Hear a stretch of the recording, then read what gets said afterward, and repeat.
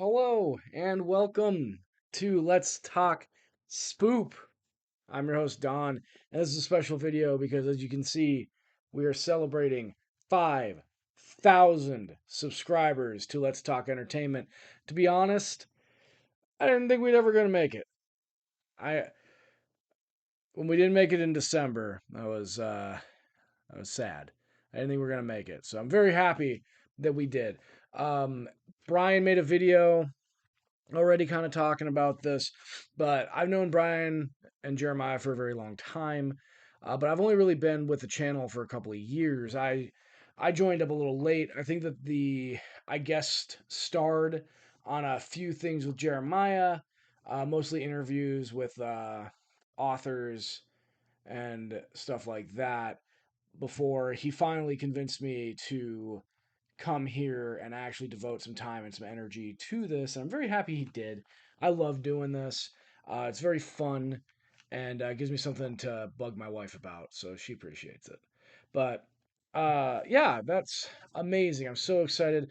We have some good things in store coming up now that we've hit 5,000. This was kind of the milestone I was waiting for before committing to a few other things that are going to be coming down the pipe. I don't want to make any promises though, because life is what happens when you're busy making other plans. So, but we've got some good stuff coming down hopefully soon. Now that we've hit 5,000, I think I can finally bully Brian into doing a collab video. Finally, I've known Brian for, geez, man, over 20 years. We've known each other and we've never spoken in reality. We email constantly, uh, but we don't actually talk to each other. So it'll be cool. I'm very excited for that. So Brian, when you figure out what we want to do together, we're gonna do something. Unlike Brian, I don't have a like old video to put up here to kind of celebrate. Instead, I'm going to talk about something I read, which I don't do a lot of books on here. That's mostly Brian's shtick. But I do read on occasion. So to celebrate 5,000, I'm going to do a book review. But here's to 5,000. This is Bullet Rye, formerly on the rocks, but my ice melted. So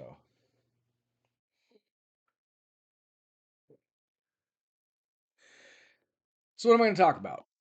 I'm going to talk about Powers of Darkness, also known as Mars Myrkranna, which is the Icelandic translation of Bram Stoker's Dracula, which is weird. Uh, but there's some history. It's about, I listened to it on audio while driving. It's about a 7 hour long audiobook. And the first 10 chapters explain kind of the background of this book. So essentially, Bram Stoker had a very limiting contract on the release of Dracula, who could publish it in England. But everywhere else, he could essentially do whatever he wanted. And so various countries got their own translations of Dracula. And for a long time, the belief was that Mars Myrkranna was essentially that. Just Dracula translated into Icelandic. It even has a foreword written by Bram Stoker in it. But finally, a few years back, somebody actually read it that also had read the original Dracula. And they came to realization that it is not the same book.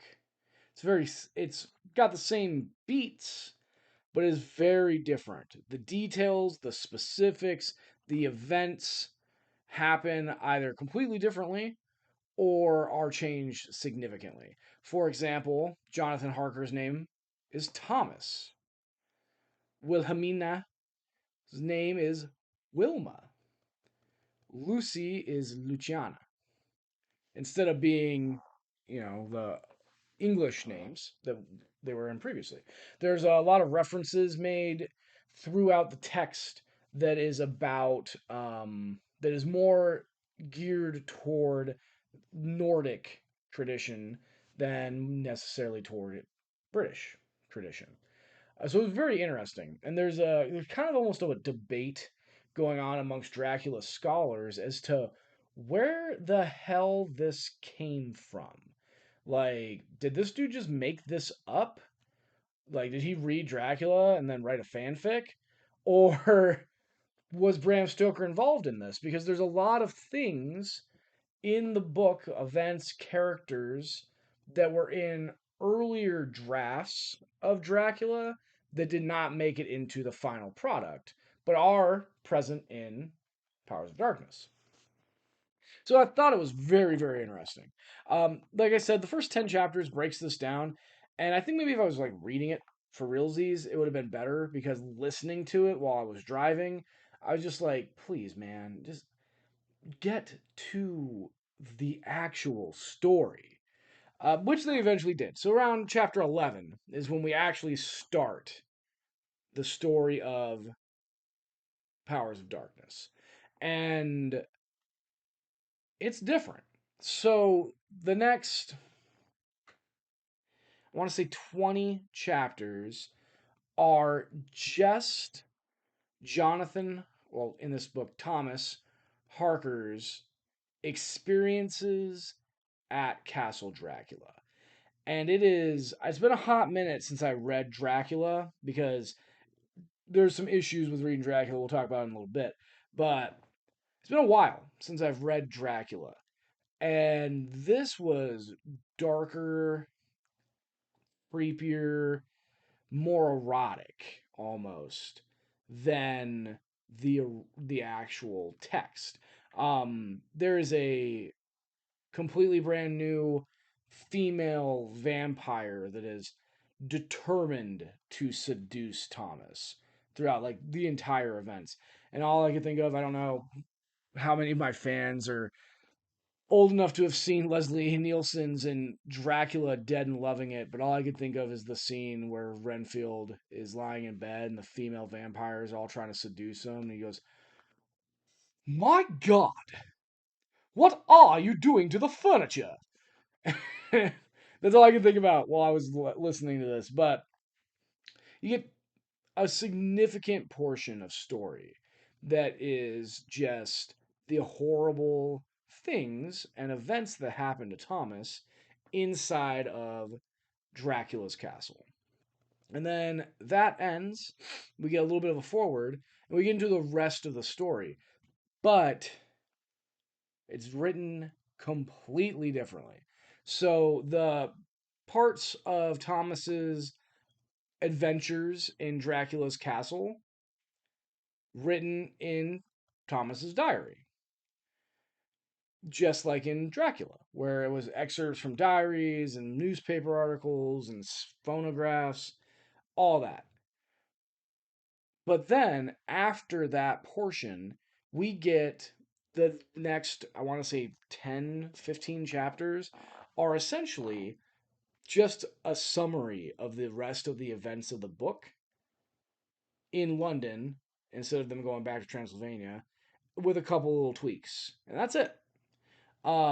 Which made it a lot easier to digest than the original Dracula, because the original Dracula, like I said, is written as if it's from multiple diaries and newspaper articles and letters, which makes it a little hard to read. It's unique, and I appreciate it for its uniqueness, but it's hard to read.